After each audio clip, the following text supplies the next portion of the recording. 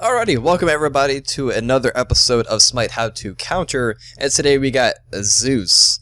Now, Zeus is a very powerful god, even though people may not seem to think so, but he's still very strong.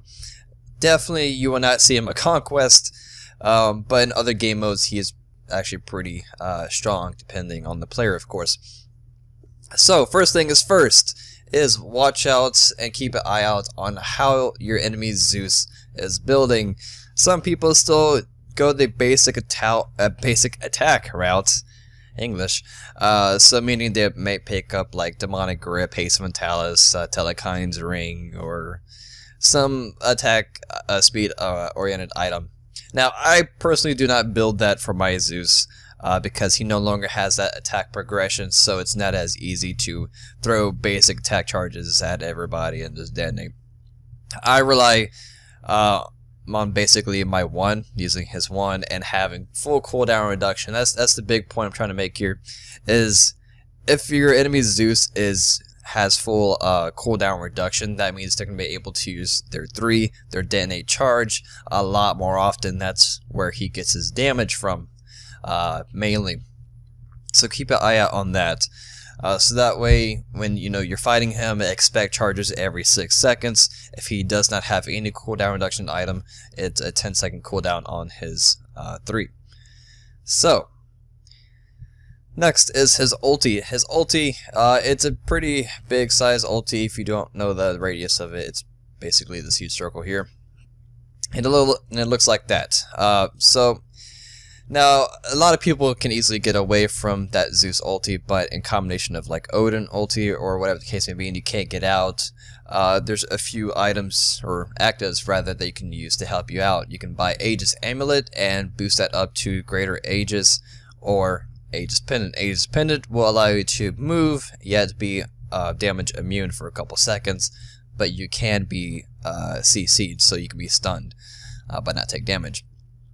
Or you could buy greater sprint, so you can sprint out of it, and if he were to detonate charge on you, you would not be slowed for the 40% that it does.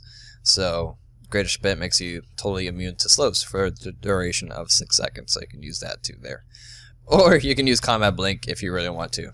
Like, let's say you're stuck in a Zeus ulti and a Odin ulti all at once, you can combat blink right out of that mess. Next, if you were to pursue Zeus as if you were an assassin or a warrior or a hunter, whatever the case may be, it's very important to watch out for what abilities he has used.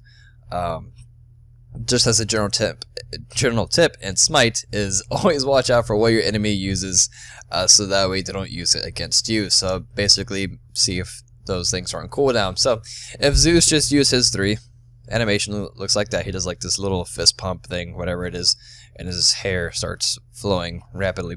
After he uses that, in the next 6 seconds or 10 seconds, where the case may be, he cannot detonate charge again. So that means most of his damage is gone within that 6 to 10 second span there. So that'd be a prime time to just jump in and try to kill him. You want to burst him down. If you can't burst him down, you may have some issues, because what Zeus does to protect himself is he uses his 2, which places all these wonderful shields around him. That means there's a chance if you basic attack him, your damage will reflect back to you as magical damage, so you take damage back, and have a chance of having a charge applied, and the charge looks like these little orbs flowing around you. So if you do not destroy him, very soon, that means you're going to have a lot of charges on you, because if you're in basic attack range, he's going to be able to basic attack you back. So in the next 6 to 10 seconds, you will be expecting a huge detonate charge on you.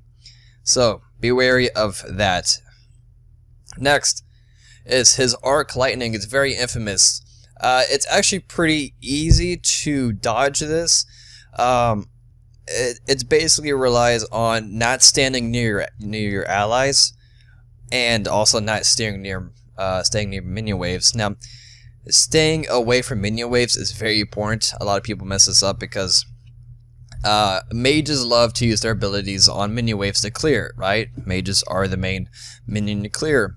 So if you stay away from minion waves, you should be good, because as me, what I do for applying charges on people, there's two in a single minion wave. There is the melee soldiers in the front, and then we have the archers in the back, as we will see here.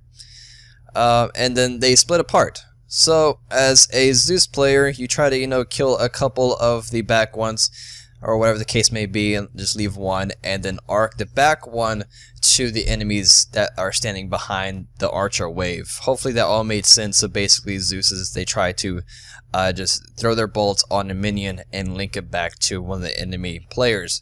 That's how that works. So if you stay away from minion waves, you won't be hit by that. And staying away from your allies, that can be a little rough to do.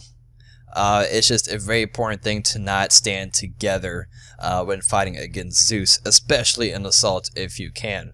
So that pretty much wraps up for how to counter Zeus. If you have any further questions, let me know, and I'll see you guys next time. Peace.